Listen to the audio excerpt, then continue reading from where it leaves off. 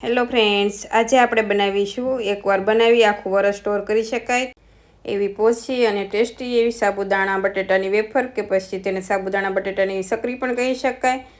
આને આપણે એકદમ પરફેક્ટ માપથી અને એક ટ્રીક સાથે બનાવીશું એટલે સકરી છે એ પરફેક્ટ એવી બનશે અને ઝટપટ અને સરળ રીતે તમે બનાવીને તૈયાર પણ કરી લેશો. જો તમને મારી રેસીપીઓ ગમતી હોય તો હજુ સુધી ચેનલને સબસ્ક્રાઈબ ન કરી હોય તો સબસ્ક્રાઈબ કરજો અને બાજુમાં આપેલી ઘંટી દબાવજો એટલે નવી નવી રેસીપીઓના નોટિફિકેશન આવે. તો ચાલો બનાવવાનું શરૂ કરીએ. તો તેના માટે મેં મીડિયમ સાઇઝના સાબુદાણા આવે તે 500 ગ્રામ લીધા છે. હવે એક મોટી તપેલી લઈ તેમાં આપણે 2 કપ સાબુદાણા એડ કરીશું. વજનમાં જોવો તો 500 ગ્રામ અને આપણે માપથી જોઈએ તો 2 કપ જેટલા સાબુદાણા લીધા છે. અને જો તમારે સાબુદાણાની વેફર વધારે બનાવી હોય તો થોડું વધારે મોટું વાસણ લેવાનું અને ઘરમાં કોઈ પણ વાટકી રહેલી તેનું માપ લઈ સાબુદાણા એડ કરવાના. એટલે આપણે સાબુદાણા બાફીશું ત્યારે તેનું માપ જરૂરી છે, એટલા માટે આપણે માપ લઈને જ સાબુદાણા પલાળીશું. તો સાબુદાણાને 2 થી 3 પાણીએ ધોઈ પાણી બધું નિતારી હવે તેમાં આપણે પાણી એડ કરીશું. સાબુદાણાની ઉપર 1 ઇંચ રહે તેટલું પાણી એડ કરવાનું. તો હવે જો તમને આ રીતે બતાવું, જોઈ શકો છો તમે આ રીતે 1 ઇંચ જેટલું પાણી ઉપર રહે તેટલું પાણી એડ કરવાનું એટલે સાબુદાણા સારા એવા પલાળી જશે. હવે સાબુદાણાને 1 રાત માટે આપણે રહેવા દઈશું. જો તમારે 4 થી 5 કલાક પલાળવા હોય તો પણ પલાળી શકાય, પણ અહીંયા મેં સાબુદાણા 1 રાત માટે પલાળ્યા હતા એટલે સારા એવા પલાળી પણ ગયા છે. આ રીતે સાબુદાણા તમે છૂટા છૂટા પાડશો એટલે બધા સાબુદાણા છૂટા છૂટા રહેશે અને આ રીતે સારા એવા સોફ્ટ પણ થઈ ગયા છે, તમે જોઈ શકો છો. તો હવે આ સાબુદાણાની સકરીમાં એડ કરવા આપણે જીરું પણ વાટી લઈએ. તો ખાંડણીમાં 1 સ્પૂન જીરું એડ કરી તેને અધકચરું વાટીશું. જો તમારે જીરું ઓછું વધુ એડ કરવું હોય તે પ્રમાણે વાટી લેવાનું. હવે આ રીતે જીરું પણ અધકચરું એવું વટાઈ ગયું છે. સાથે મેં બટાટા પણ બોઇલ કરી લીધા છે. તો આપણે તેને ખમણી લઈશું. અને જો તમે મેશ કરીને બનાવશો તો બટાટાના મોટા ટુકડા રહી જશે અને સકરી બનાવશો ત્યારે તેમાં ફસાઈ જશે. એટલા માટે આપણે આ રીતે ખમણીને લઈશું તો સકરી બનાવવામાં આસાની રહેશે. તો આપણે આ જ રીતે ખમણી લઈશું. હવે આ રીતે બધા બટેકા ખમણાઈ ગયા છે, તમે જોઈ શકો છો. અને બટેટા મેં વજનમાં 400 ગ્રામ લીધા છે. જો તમારે 500 ગ્રામ સાબુદાણા તો સામે 500 ગ્રામ બટેકા લેવા હોય તો પણ લઈ શકે, પણ મેં થોડા ઓછા એડ કર્યા છે. તો હવે તમે જોઈ શકો છો આ રીતે સારો માવો થઈ ગયો છે, કોઈ પણ ટુકડો પણ નથી રહ્યો. એટલે આ રીતે ખમણીને જ બટેકાને લેવાના. હવે તેને સાઈડમાં રાખી હવે પેનમાં આપણે 4 કપ પાણી એડ કરીશું. આપણે 2 કપ સાબુદાણા લીધા છે તો તેની સામે 4 કપ પાણી એડ કરવાનું. જો તમે મોટી તપેલી ભરીને સાબુદાણા લીધા હોય તો તેની સામે 2 મોટી તપેલી પાણી લેવાનું. આ રીતે જો માપથી બનાવશો તો તમારી સકરી છે એ પરફેક્ટ એવી બનશે. હવે તેમાં આદુ મરચીની પેસ્ટ એડ કરીશું. તે મેં 1.5 સ્પૂન જેટલી એડ કરી છે, પણ તમારે તીખાઈ જોવે એ પ્રમાણે એડ કરવાની. અને હવે અધકચરું વાટીને જીરું રાખ્યું હતું તે 1 સ્પૂન એડ કરીશું. સાથે 1.5 સ્પૂન મીઠું એડ કરીશું. મીઠું પણ તમારે સ્વાદ પ્રમાણે જ એડ કરવાનું. અને મિશ્રણ બનીને તૈયાર થાય એટલે ટેસ્ટ કરી લેવાનું. જો કંઈ ઓછું વધુ લાગે તો તમે થોડું એડ પણ કરી શકો છો. હવે બધું સારી રીતે મિક્સ કરી પાણીને આપણે સારી રીતે ઉકળવા દઈશું. તો હવે પાણી પણ ઉકળી ગયું છે. તો આપણે તેમાં પલાળેલા સાબુદાણા છે એ ઉકળતા પાણીમાં ઉમેરી દઈશું. અને હવે સાબુદાણાને તમારે મીડિયમ ફ્લેમ રાખી દેવાની છે.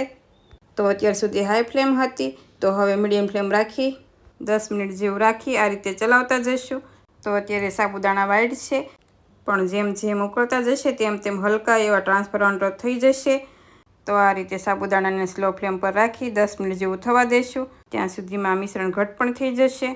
તો સાબુદાણા એડ કર્યા હતા ત્યારે મેં મીડિયમ ફ્લેમ પર 5 મિનિટ જેવું થવા દીધું હતું. પછી મેં આ રીતે ચલાવતા જઈ 5 મિનિટ સ્લો ફ્લેમ કરી ચલાવ્યું હતું. તો હવે ખીચું ઘટ એવું થઈ ગયું છે અને સાબુદાણાનો કલર પણ બદલાઈ ગયો છે. થોડો પાણી કલર જેવો થઈ જાય એટલે આપણે તેમાં બોઇલ કરીને બટેટા મેં ખમણીને રાખ્યા હતા તે એડ કરીશું. અને બધું સારી રીતે મિક્સ કરી 2 થી 3 મિનિટ જેવું ગેસની ફ્લેમ સ્લો રાખી ચલાવતા જઈશું અને સારી રીતે મિક્સ કરી દઈશું. તો હવે સારી રીતે મિક્સ પણ થઈ ગયું છે. તો હવે ગેસની ફ્લેમ બંધ કરી તેમાં આપણે 1 લીંબુનો રસ એડ કરીશું. લીંબુ એડ કરવાથી આ સકરી છે એકદમ ખાટી મીઠી એવી ટેસ્ટી એવી બને છે. પણ જો તમારે ન એડ કરવું હોય તો તમે સ્કીપ પણ કરી શકો છો. તો હવે બધું સારી રીતે મિક્સ કરી આપણે એક ટ્રીક છે એ જોઈ લઈએ. તો આ રીતે ચમચો મૂકો તો આ રીતે ઊભો રહે એટલે ખીચું તમારું પરફેક્ટ એવું બની ગયું. તો આ રીતે થોડો ઊભો રહે એટલે તેને ઠંડુ થવા મૂકી દઈશું. તો અહીંયા હું પ્લાસ્ટિક વાપરવાની છું એટલે મિશ્રણને થોડું હલકું એવું ઠંડુ થવા દઈશું. અને જો તમારે આ ખીચાના પાપડ બનાવવા હોય તો થોડું નરમ એવું ખીચું રાખવાનું. પણ આપણે આની સકરી બનાવીએ છીએ એટલે આ રીતે થોડું આપણે ઘટ એવું રાખ્યું છે. તો મિશ્રણને હાથેથી આ રીતે અડી શકીએ એવું અને થોડું નોર્મલ એવું જ ગરમ છે. અને થોડું ઘટ એવું પણ થઈ ગયું છે. તો હવે મેં આ રીતે પ્લાસ્ટિકની બેગ લીધી છે. જો તમારે મીઠાની જે જાડી કોથળી આવે તે લેવી હોય તો પણ લઈ શકાય. હવે એમાં 2 થી 3 કળશી જેવું મિશ્રણ એડ કરી દઈએ અને આ રીતે નીચે જેટલી જાડી પાતળી ચકરી બનાવી હોય એ રીતે તમારે કટ કરી લેવાનું. અને તમારે આ રીતે લાંબી વેફર કે સેવ બનાવી હોય તો એ રીતે પછી તમારે સકરી બનાવી હોય તો આ રીતે કટ કરવાનું. તો અહીંયા મેં નીચે પ્લાસ્ટિકની શીટ લીધી છે, પણ જો તમે કાપડની શીટ લેશો તો કાપડ છે એ સાથે સાથે ચીપકીને નીકળી આવે છે. તો તમારે જાડું એવું પ્લાસ્ટિક હોય તેના ઉપર પાડવાની.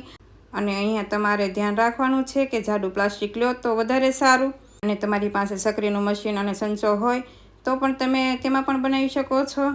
અને આ સકરી અંદરથી બહાર આવતા છેલ્લે એન્ડમાં ચીપકાવી દેવાનું, નકર તળતી વખતે ખુલી જશે અને સુકાય ત્યારે પણ છૂટી પડી જશે. અને અહીંયા હું બહુ જાડી નહીં અને વધારે પાતળી પણ નહીં, એ રીતે સકરી બનાવું છું. તો આ રીતે બધી સકરી બનાવી પૂરી રાત માટે આપણે પંખા નીચે રાખીશું. તો 6 થી 7 કલાક જેવી મેં સૂકવી છે. તો હવે સવાર પડી ગયું છે, સકરી પણ સારી એવી સુકાઈ ગઈ છે. તો આપણે તેને આ રીતે પલટાવી લઈશું. પ્લાસ્ટિક છે એટલે નીચે સુકાશે નહીં, એટલે આ રીતે આપણે બધી સકરીને પલટાવી લઈશું. અને હવે સારો એવો તડકો આવતો હોય ત્યાં આપણે 1 દિવસ માટે તડકામાં રાખીશું, એટલે સારી એવી ક્રન્ચી એવી થઈ જશે. અને જો ઓછી ક્રન્ચી એવી લાગે તો તમારે ફરીવાર એકવાર તડકામાં સૂકવી દેવાની, એટલે સારી એવી સુકાઈ જશે. અને જો તમે ઠંડી જગ્યામાં રહેતા હશો તો 2 થી 3 દિવસ સુકાતા લાગશે અને સારી એવી ક્રન્ચી પણ થઈ જશે. સાથે મેં તેલ ગરમ કરવા પણ મૂકી દીધું છે. તો તેલ સારું એવું ગરમ થાય એટલે તેમાં આપણે આ સકરી એડ કરીશું. આ સકરી ડબલ ટ્રિપલ સાઇઝની થઈ જશે. અને સકરી સુકાય એટલે નાની એવી લાગે, પણ આપણે આ રીતે તળીશું એટલે ડબલ સાઇઝની થઈ જશે. અને એકદમ વ્હાઈટ જેવી તમે જોઈ શકો છો, એકદમ પરફેક્ટ એવી થઈને તૈયાર છે. તો તેને ડીશમાં એડ કરીશું. અને અહીંયા તમારે જેટલી જોવે એ રીતે તળવાની. બીજી સુકાઈ ગયેલી સકરી છે એ ડબ્બામાં ભરી પૂરા વરસ માટે તમે સ્ટોર પણ કરી શકો છો. તો બાળકોને બહારના ફરસાણ કરતાં આ રીતે તમે ઘરે સાબુદાણાની વેફર બનાવો તો જ્યારે ખાવાનું મન થાય ત્યારે તમે ઝટપટ તળીને ખવડાવી શકો છો. તો એકદમ સોફ્ટ એવી અને સફેદ એવી સકરી બનીને તૈયાર છે. તો તમે એકવાર જરૂરથી ટ્રાય કરજો. અને મને કહેજો કે તમને આ રેસીપી કેવી લાગી. જો રેસીપી ગમી હોય તો વિડીયોને લાઇક કરજો, શેર કરજો અને મારી ચેનલને સબસ્ક્રાઈબ કરજો. Thank you for watching.